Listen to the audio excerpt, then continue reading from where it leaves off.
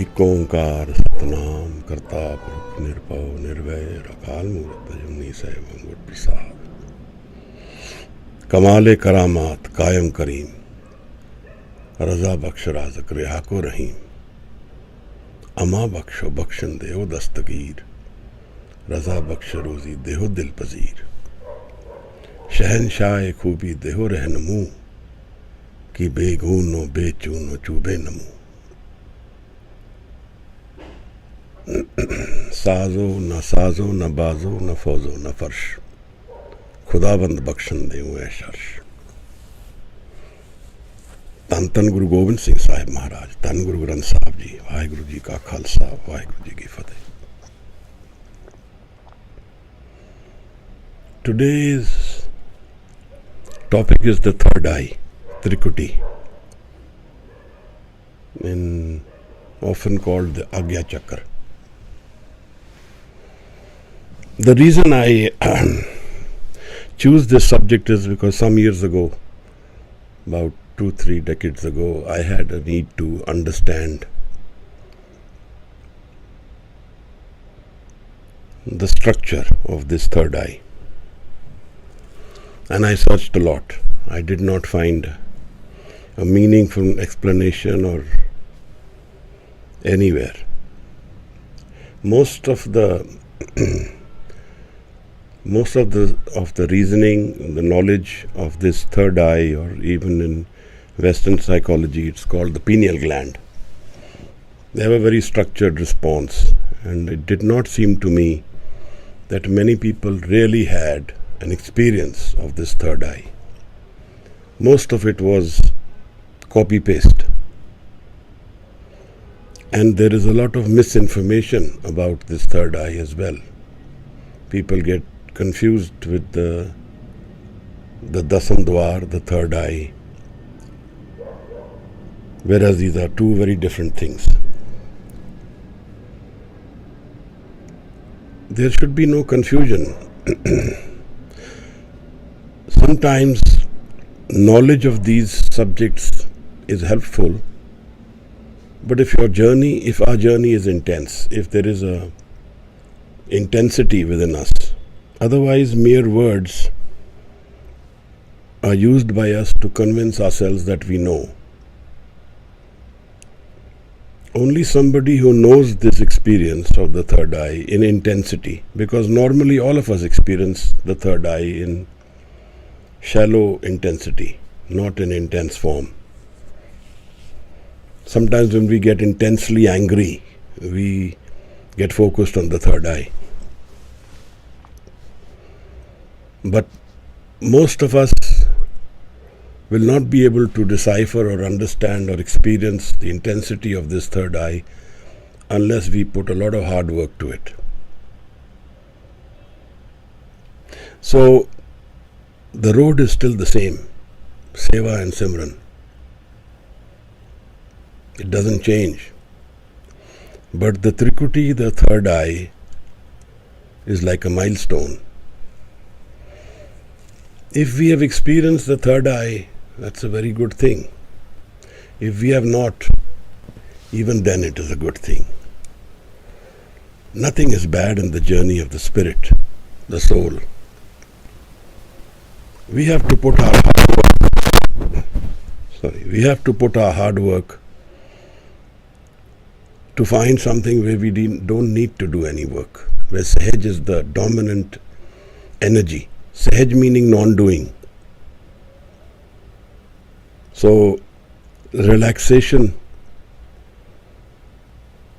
doing away with desire, ignoring our thoughts and eliminating thoughts from the mind, or allowing the thoughts to drop, is the way with which we can focus our energies on the third eye.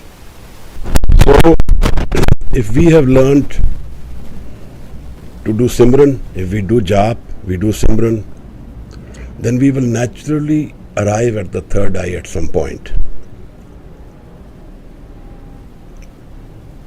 What happens at the 10th door, the Dasam Dwar, is that a person starts touching his upper mouth with his tongue.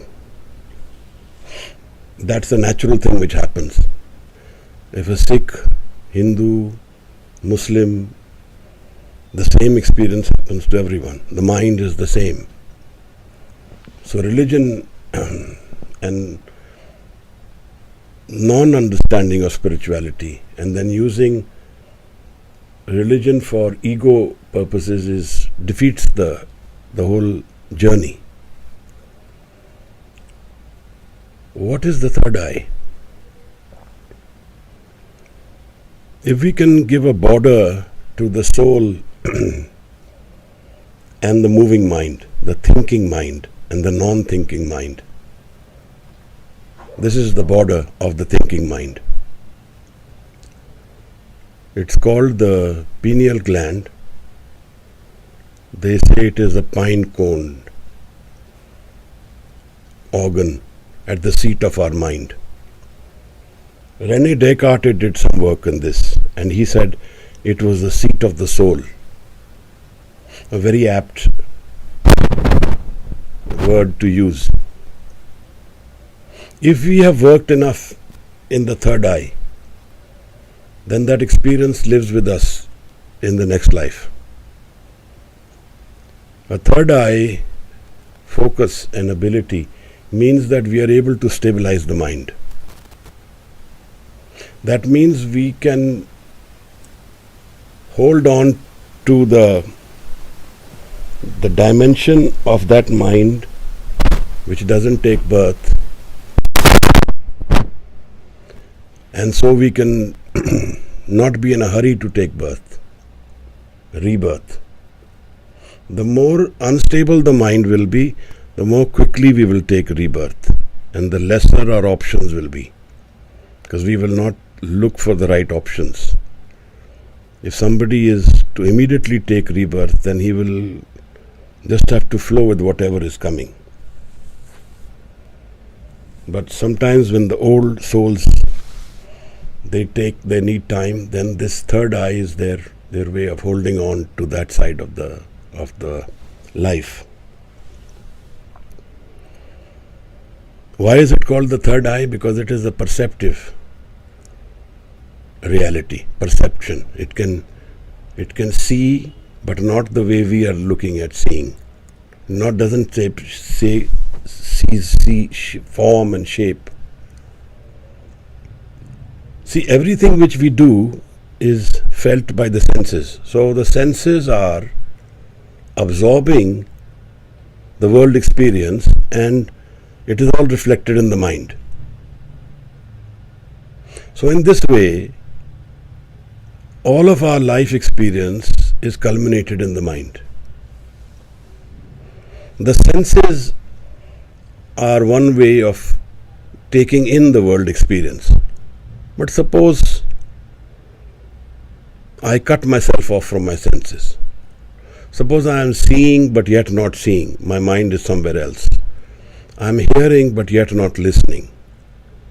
I am touching but yet not feeling. So my senses are cut off. And I don't have any desires or any other thoughts moving in my mind. Then where does the mind go?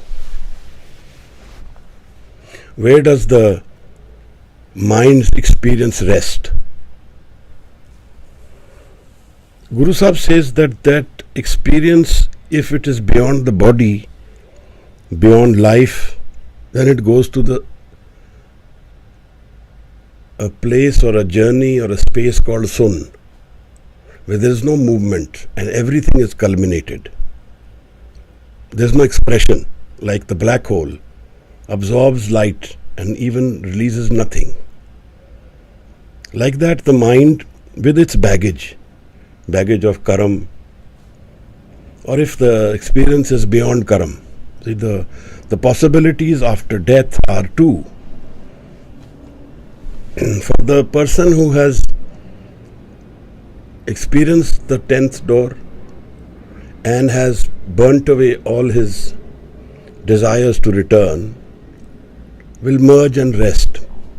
But sometimes the Sant can want to return, take on the world's pain, or for whatever reason. Because a sant is not in life and death.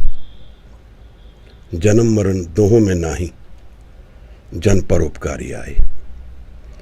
Ji daan de bhakti layan. They give the gift of spiritual life and commit us to bhakti. Harsyon land milai, and they make us meet the Creator by meeting us.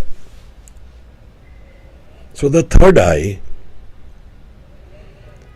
located somewhere near the eyebrows, a little above, a little below, depending on where we are focusing, is called the Agya Chakra, also called the Trikuti. So Trikuti, third, means three. Now in the yogic tradition, they have these three energies, Ida, Pingala, Sukhamana. In the expression of life, mythology defines life in the guns, Satogun, Rajogun, Tamogun. Positive, negative, lazy, energy and less energy, and then spiritual and awakened energy. So these are three again. Let me add another dimension to understand three: breath, thought, and Shabad. Now all these three culminate at the third eye. This is the energy center where my entire life energy can get focused if I have the ability to focus here. I withdraw my senses from the body and come to the third eye. That is how the yogis in older times held on to life for thousands of years. They controlled their breath at the third eye. Even now when we take breath, our breath is moving from the third eye to the navel and little below the navel and then above it. If you breathe properly hard, you will feel these centers. So some meditations like Vaheguru meditation, Allahu meditation, these are meditations of energizing the third eye through Shabad and breath, and then eliminating thought. Because only when we have eliminated thought, the ego will reduce. The energy, thought is our sinkhole. We sink our energy into thoughts and they get wasted. Most of them. Only some thoughts which come to us from the beyond. आते हैं गैब से मज़ामे ख़याल में, गालिब शरीर खामा नवाए सरोश है. This pen, he says, Ghalib, the sound which is coming from this pen is not mine, it's coming from the beyond. So that is the Shabad revealed. Now, this is the border of physical life, of thought. The third eye is the energy center where all life energies culminate in dhyan. When somebody says zazen, it means putting energy in the third eye. When somebody says thirghar, that thirghar is beyond the third eye. The dasam dwar is beyond the third eye. We can go up to the third eye and energize our life or drive our life, and it has the ability to see, because the mind is what is seeing. The eyes are a tool, the mind sees. So if all thought energy is culminated at the third eye, then there is a perceptive seeing. Like somebody puts a torch at one place and reveals something in the darkness, so the third eye can see. And it needs effort. Of course, it's not without effort. And I am the one seeing. So ego is very much present. This is not a center where the ego is gone. That is when the Guru meets. That's beyond the third eye. So Trikuti, the three, culminate here. In the Guru Granth Sahib, Maharaj says that Tinna Daryama Se Dosti, Manmukh Sacha Now, the three rivers of life. We can call them the guns, the gunas, where we find expression to the ego, or if we understand the three by life experience, say for example listening, listener, and what is being listened to, there are three. So life starts with three. So I found interestingly the three word, the tre, common in most languages, German, French. The three is a common word. It's pronounced similarly. Now, Guru Sahib says, in his experience, he says, Tragun te atit. Beyond the experience of the three gun, there is another life. Third eye is sitting at the border of this life.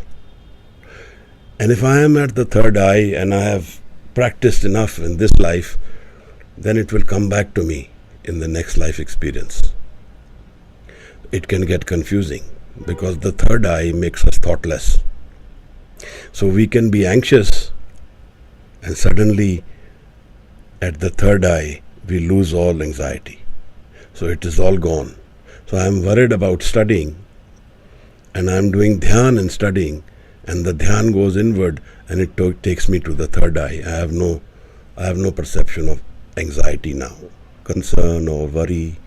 Now the subject matter becomes very different. So there is a lot of energy play in the third eye. And if we don't have enough knowledge, it can get confusing. Someone wants to master a shabad, siddh a shabad. Third eye is the center because it has all the energy of life culminated at the third eye. So if I can say the shabad at the third eye and practice it regularly at the third eye, then I will siddh it to a point where it starts happening without my effort. Sitting and practicing the third eye, the Trikuti, prepares us to meet the Guru. The Guru gives us freedom. The third eye is not freedom.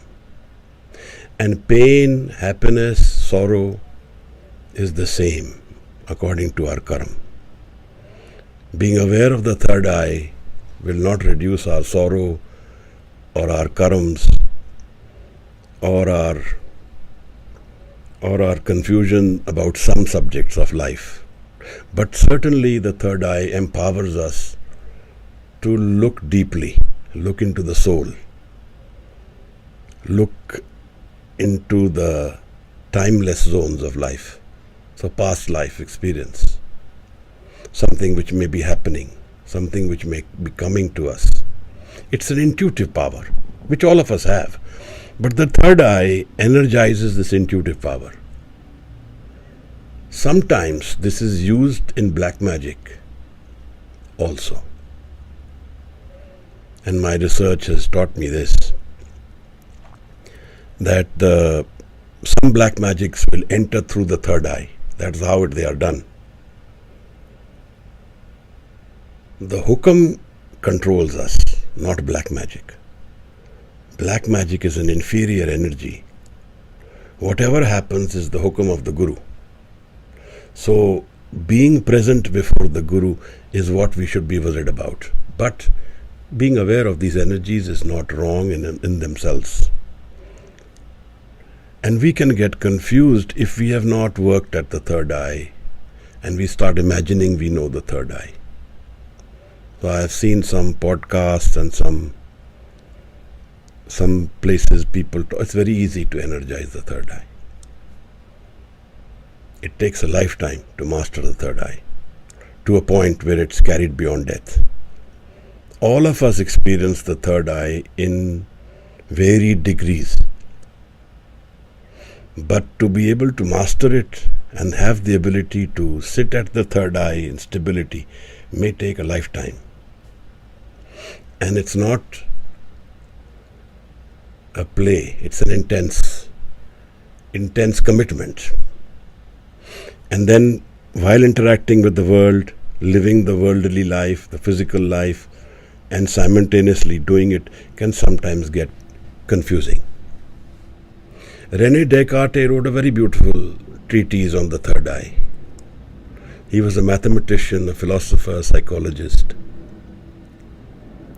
But being available at the third eye can give us knowledge of our death, but it will not transcend death. It will not give us the ability to know how to deal with death. Certainly it gives us the stability to be thoughtless, so it energizes us. Long ago I read at some place that the third eye is like the shape of the pyramid. It is similar, they say, in modern psychology, even today, in modern science.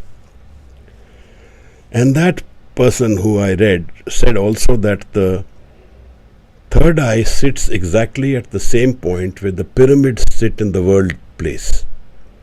So if I locate the brain, human brain, and the pineal gland, and then the pyramids and the world view, they are similar in location. I don't know, it's possible. That I read also someplace. I did a lot of research in this subject because I had a need to understand this. This is the sadhana of dhyan. Third eye will tell us the intensity of dhyan, where we can focus our dhyan and then focus on some subject, person, or a thing, and then become aware. So third eye is a tool for that. The seat of the soul, the border, says René Descartes. Now, how do I go beyond the third eye? That is not possible in the ego world. Beyond and up to the third eye is the ego world, where I am. But then when I am not, like René Descartes says, I think, so I am. But when I am thoughtless, there is no I. I can be at the third eye thoughtless, where the Shabad, Dhyan, and Swas, breath, they all meet. So the three culminate into one. And then that one, when blessed with Gur Prasad, goes to the Dasam. That is where the door of Anand opens. In the yogic tradition, this Anand, or the Sukhmana Nadi, is the neutral energy, they say. Ida Pingla Sukhmana. When the Sukhmana opens, that's what we are talking about when we talk of Anand and meeting the Guru. So how do we focus on the third eye? How do I train my third eye? How do I energize my third eye? I use dhyan first. If I detach myself from my thought, my thoughts are coming, my thoughts are going, I ignore them. And while I have detached myself from my thought, the energy will come and focus on the third eye, naturally. That's the natural seat. I can use breath. I can use intense breathing. And when I do intense breathing with Shabad, then I will culminate at the third eye. But yet, the energies will become more intense as we go along.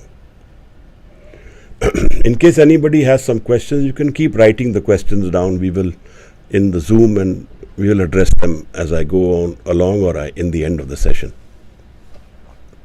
So my thoughts are all over, and then my thoughts culminated to a point where I have no senses of the body also, where all my energy of life is centered at the third eye. This is the real practice, the real intense experience of the third eye. And for this, I have to commit energy, time, and I have to have a certain amount of grace, kirpa, to be able to do it. So if we can energize, do dhyan at the Shabad at the third eye, if I can do the Mool Mantra, for example, at the third eye, and I consciously do it, That is one way. The other way is that I can drop my energies from moving outward. They will naturally culminate to the dhyan. And then I do dhyan of Shabad. That's the other way of doing it. It will take time. It needs breath. It needs elimination of thought.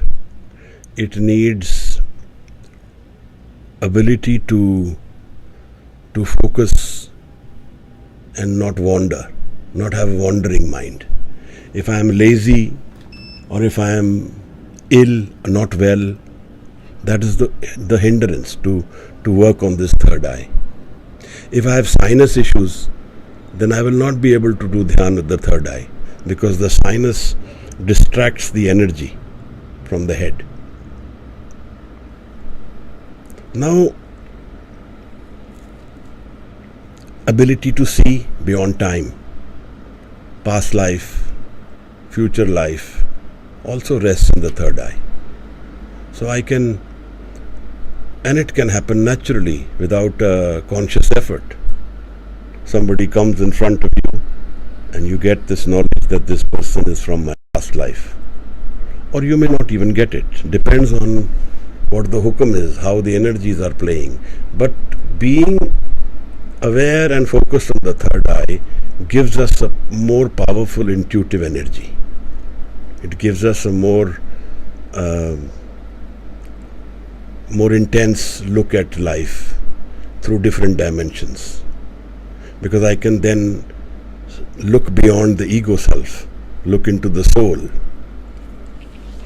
So they say looking into the eyes gives us a knowledge of the soul. Similarly, the third eye gives us a knowledge of the soul, the spirit. And where is the dhyan? So if I can do this dhyan, if I can use Simran for this, even then I will reach here. If I use breath and Shabad, I will still reach here. I have to be able to come to the third eye to meet my Guru and drop my ego. Ego is our barrier from experiencing the reality of life. And this barrier is up to the third eye. So, being able to focus at the Agya Chakra, being focused at the pineal gland or the third eye does not give us freedom. But it gives us the ability to experience Gur Prasad. In Buddhism, if you see the Buddhist statues, Buddha's statue always has a third eye. It has a small dot. There is never any statue in the world of Buddha where there is no third eye. It is the eye of the mind. So how do I, sitting in the darkness, early hours, you can energize your third eye. You can live that other dimension of life. And then that gives us the knowledge of life as well. Something good, bad happening, you may get the information, you may not. Someone else's knowledge also we are able to get in this third eye experience. Like a torch, I beam it somewhere and I can get that knowledge. This is not something which will come by itself. This needs practice, and I have to practice to drop my mind, to focus my mind at the center of the third eye. Now, the Guru Granth Sahib uses the word called Trikuti. Trikuti is also a similar word for the third eye. Now, Trikuti, he says, Kyon Gurbin Trikuti Chutsi? How you will leave the Trikuti without the Guru? You cannot leave the Trikuti without the Guru. So we all need the Guru to transcend and go beyond the third eye. Then Maharaj says, Satgur miliye Trikuti chute chauthe pad mukt dwar. So the three guns gone, Trigun te atit. When I meet my Guru, the Trikuti is gone. And I go beyond it to the Chautha Pad. Chautha Pad is where there is no doing, it's non-doing. The flavor is non-doing, Sahaj. And here, Chauthe Pad Mukt Dwar, and here is the ultimate Mukti, the freedom from Karam. The Trikuti holds my Karam life, my seed mind within it. But beyond the Trikuti, when we meet the Guru, the Karams are dropped. You may be having a terrible time in this physical world, but that Sahaj Avastha, the Thirghar, the Anand within is always playing the way it was, the way it is. That is the unchanging mind. That is the mind where no thought is. That mind is not a thinking mind. So this ego mind and the non-ego mind is the barrier. The third eye is the barrier between these two minds. Here Maharaj says, Teen Nadi Teh Trikuti Mahe. There are three rivers in the Trikuti. Now we can say the three guns are the flowing energy of life. The thought energy is flowing. And then he says, Ahnis Kasmal Tove Nahi. And when we don't go beyond this, we can't wash the mind. So purifying the mind is also focusing on the third eye. When the mind becomes purer, its energy goes to the third eye naturally. It ascends. Maharaj says, Kachi Matki Binas Binasa, Jis Chute Trikuti, Tis Nij Karvasa. This world is not permanent, so Kachi, it's a temporary. Kachi Matki Binas Binasa. Here everything is destroyed. Eh jo duniya sehar mela dastagiri na hai. But then he says, Jis chute Trikuti, tis nij garvasa. He who has gone beyond the Trikuti, beyond the third eye, has met the Guru and found his nijgar, permanent home, where everything is unified.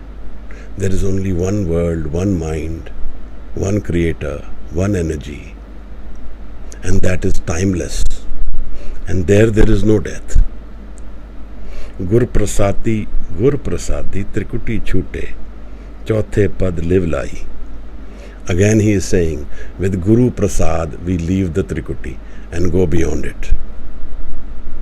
And then what do we find? Chauthe Pad, Chautha Pad. So Jagrat, Supan, Sakhopat, Turiya. They are the four pads. Jagrat is this awakened mind. Supan, the dream mind. Sakhopat, the mind which goes into intense sleep and is thoughtless. And Turiya is beyond expression, the mind which has no thought, which is beyond the three guns, Tragun te Atit. Maharaj says, Trikuti for Param Pahapul Paga, Lajpani Mukti Mat, Mutki Mat. He says that the Brahm, the falsehood, the deceit of life goes away. You see the reality of life. You can see beyond life and death. You can see that life is not what we are thinking, only the physical world. But it is beyond the physical world. Maharaj says, Trikuti Chute Dasama Dar Khule. We did a session on Dasam Dwar. The 10th door opens when we leave the Trikuti. And we can't leave the Trikuti without the Guru. Because there is no I beyond the Trikuti. Everything about me, us, thought, ego culminates at the Trikuti. We can't go beyond it. Ta man khiva pai. Then only we find the exalted state, the Anand state, when we reach the Dasandwar. Why? Dasandwar is the universal mind.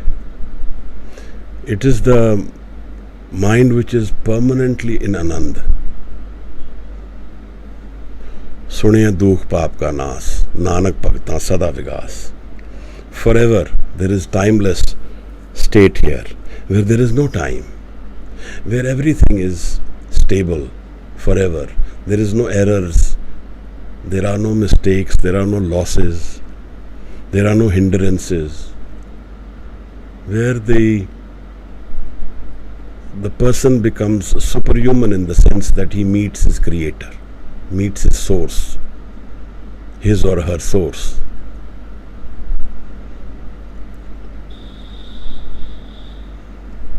So Maharaj says, Ida Pingala Sukhmana, Trikuti Lang, Tribeni Nai. This is Bhai Gurdas, the Saint Paul of Sikhism, who explains the Guru Granth Sahib. He says beyond the Ida Pingala Sukhmana is the third eye. Trikuti Lang, Tribeni Nai. And then when you cross the Trikuti, there is no three, there is only one. There is no unhappiness, there is no death, there is no such energy where you have negativity in life. But then it is beyond the physical life. Let me address some of the questions which have come, because that may help us find better expression.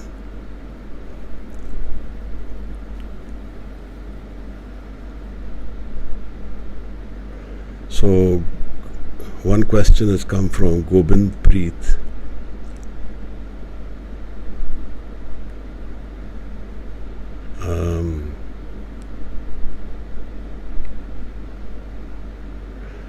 She wants to get some explanation again.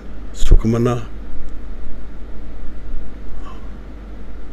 Well, Sukhmana is one way in which how these three energies are explained in the yogic tradition. So, they don't necessarily matter so much. We are looking at it differently. When we meet the Guru, we find our unconditional happiness, Anand. That is how we look at it. The yogis look at it through Sukhmana. They have these three energies. These are subtle energies, not actual energy flows in the mind, in the brain. The explanation is clear, and I can resonate with it, as I am yoga teacher in practice from last 3 years. Being a Sikh, I wanted to level up my meditative practices, but with Shri Guru Granth Sahib techniques, I am so grateful that I got directed to these sessions, and somewhere I feel it's Guru's hukum.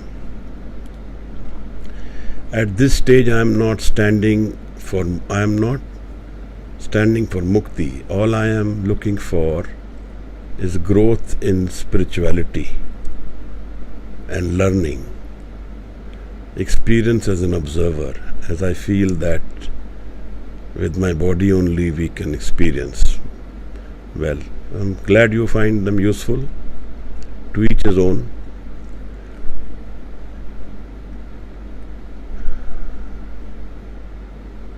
Aura around us is our mind, is our soul, our spirit. Our body is in the mind, in the man. The man goes beyond the body. That is the aura. Everybody has that.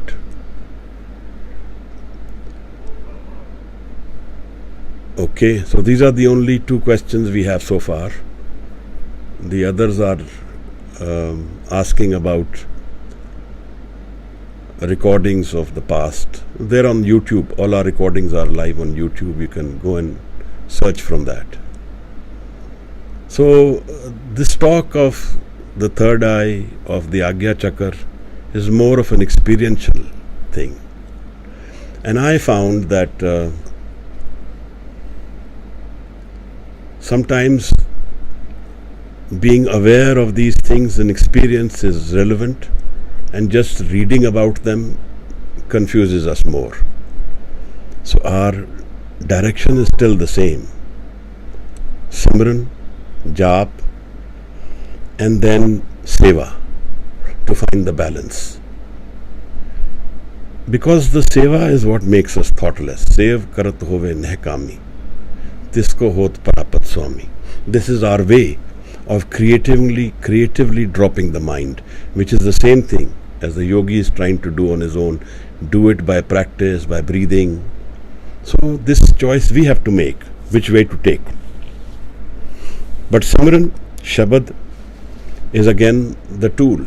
Shabad, Surt and Swas. These are the three energies which culminate at the third eye. And finding our centering at the third eye and stability is our ultimate goal. If there are any other questions anybody has, because this session will not be as long as the others. We will wait for any more questions. Ji.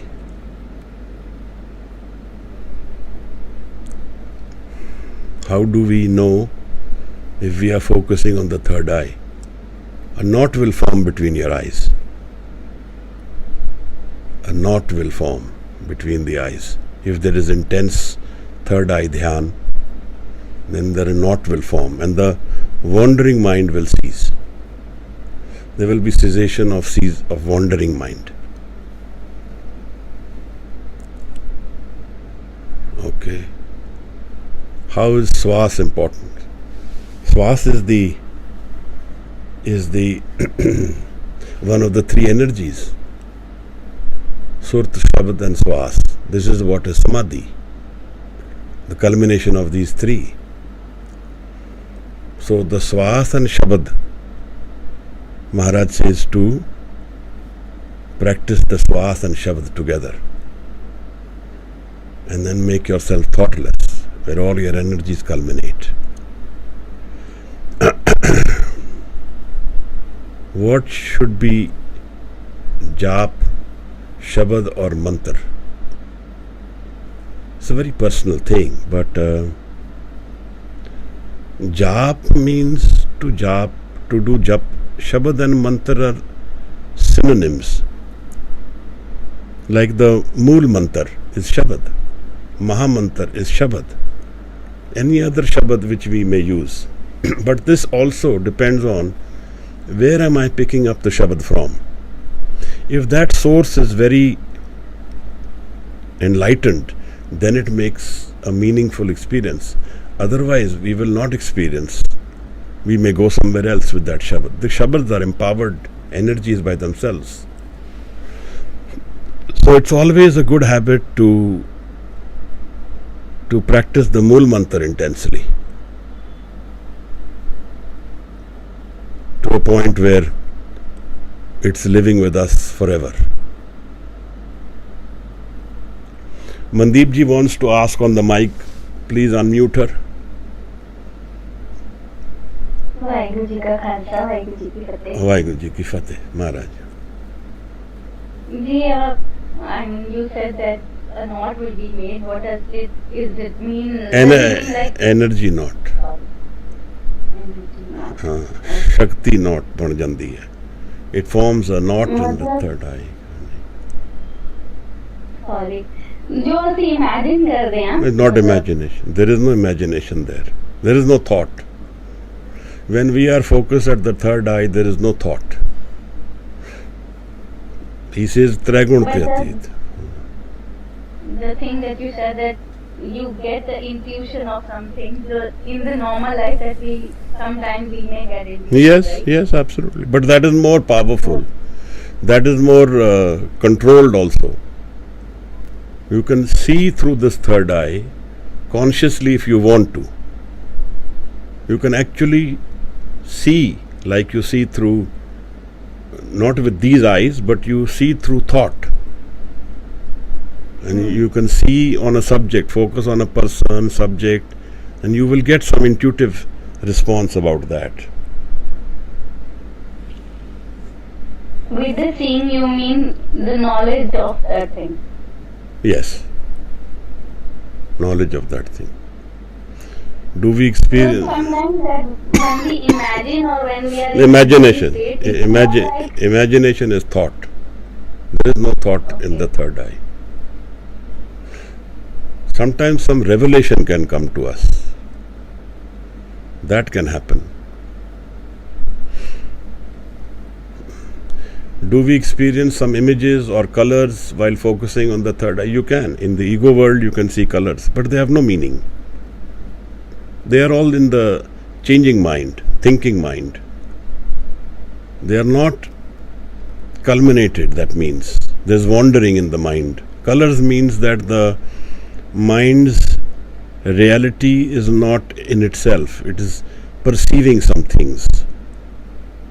So, focusing on the third eye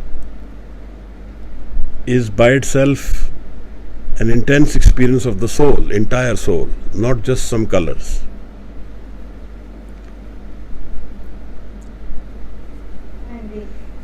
Ji. Thank you. Thank you, Ji Maharaj. Gobind Preet Ji wants to ask. Please unmute her. Vaheguru Ji da Khalsa, Vaheguru Ji di Fateh. Why? I wanted to ask you, one question is like, you said Surat, Shabad and Simran, Shwas, sorry. Yes.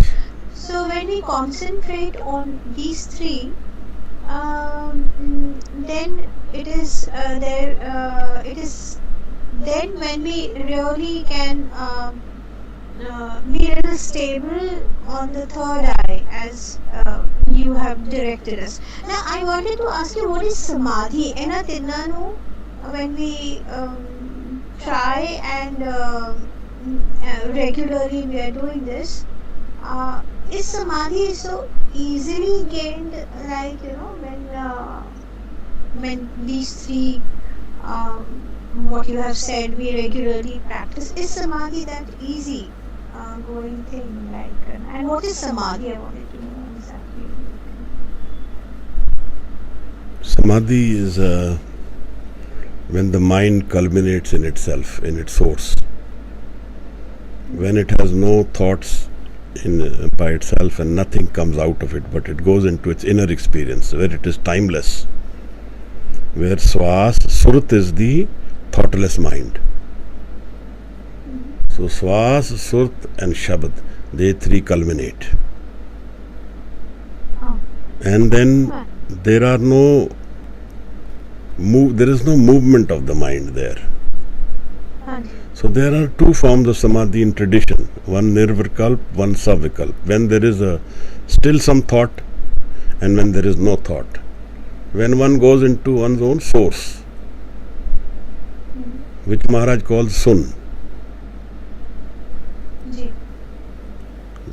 जब हृदय देह न होती तब मन कोठे रहता. हृदय देह न होती अवधु तब मन सुन रहा बैरागी. The man, when it has no body, it goes into sun avastha and it has no rag then, it has no outer expression. It is collapsed into itself. But that stage, what you are saying and defining, depends on how much work and kirpa is there in a life. For a mathematician, a mathematics course can be very easy. For you and me, it may be difficult. So this has to do with how much energy and how much commitment we have and how much kirpa there is, because this is all to do with kirpa. Is it past in the lifetimes also? Like, in this life, if I'm not able to achieve this, so will Vaheguruji give me in the next life again? It depends on what you work with. This is part of the ego, this is part of me, this is my work. If we want to do it, then we have to commit our energy to this. Ji. Thank you so much. Thank you, Ji. Thank you, Ji. Anyone else wants to ask something else about the Trikuti, the third eye? My experience with the third eye started very early in my life, so I had a need to understand this. Of course, I had a very good mentor who could guide me in these questions. Seva. Seva is our way of going beyond the ego. And the whole barrier of life is the ego barrier. So when I can transcend or have the ability to transcend my ego, can I really see the real world? Our ego is our tool to live this life. And our ability to transcend the ego is to live the other life, where there is no me, but there is only the Creator. Now we can do it by this method, by we practicing Shabad, Dhyan. That's one way. The other way is that my seva, a part of me, I give away without asking for an account. So I've actually found love. Seva will always culminate in love, in giving away love without asking for an account. If we have asked for an account, I gave someone tea and I forgot about it. I did not say I gave you tea. There is seva. But if I gave someone tea and I said, I gave you tea the other day, you didn't recognize it, you did not thank me, now this has become work. It's not seva. Here the ego is energized. But when I don't ask for an account, like they say in the Sufi tradition, that neki kar de khuh vich pa, do good and throw it away in the well. Guru Sahib says in the Asa Diwar, je lode changa apna kar punho neet sadaiye. Do good and get called a neech person, a bad person. So you have actually harnessed the energy of seva. You dropped your ego. And dropping your ego, our ego is the most powerful tool we can have to experience the reality of life, to experience our own source. Because when there is no me, there's only the Creator. So in essence, in our abhyas of Naam will start only when the home goes. Maharaj says that home naame naal birod hai, doy na bas ek thaye. The ego and Naam are opposite energies. They don't live together. Either the ego will live or Naam will live. So when I have dropped the ego, Naam will live. And what is Naam? Naam is love. Naam is Anand. Naam is rest. Naam is peace. Naam is joy without a reason, unconditional, available to us in our inner mind. So when we do seva with love and don't ask for an account, we give away part of ourselves. That is why Maharaj says that kirt karna hai, na japna te van chakna. That van chakna means give away your ego. Share what you have and give it away with love. Don't harness others' energy. Give it away to others without asking for an account. So seva is our way of transcending the ego. Ji, if you have understood, otherwise I can elaborate more. Taran Bans. Who was my mentor? There was an individual called Sant Gyani Niranjan Singh in Patiala, whom I met at early years of my life. And I stayed with him for about 5 years at an ashram. I'm wanting to have one session about him in the near future, hopefully.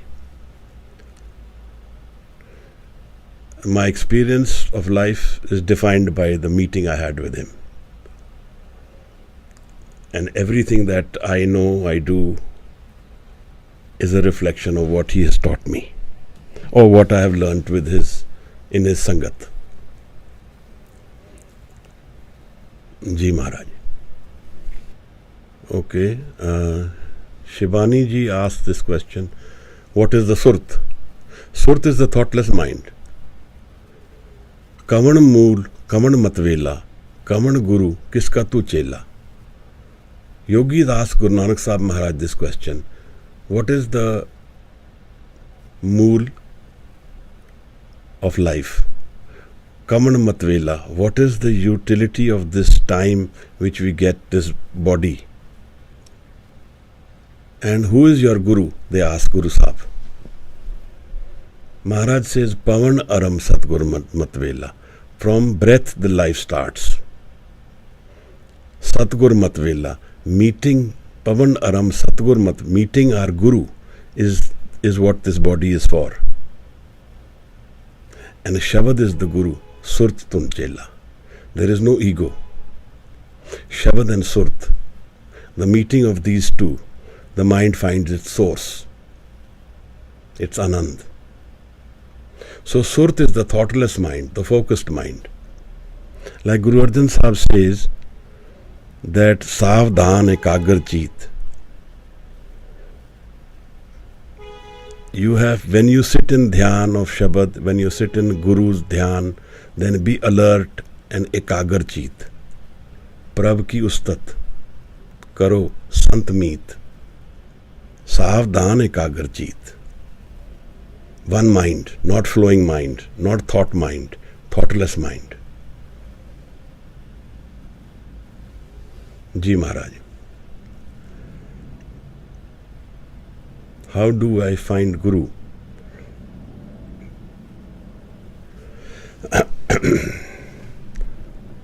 Guru is Shabad.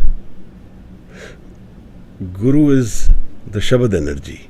So when we focus on the Shabad, the Guru comes into our life. The Guru is revealed to us. We don't need to hunt for a physical Guru. Shabad is the Guru of Guru Nanak, and that is also our Guru, the Guru Granth Sahib.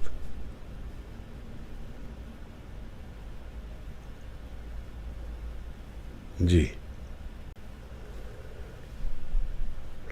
I stayed with Sangat, with the Sant, not his Guru and my Guru were the same.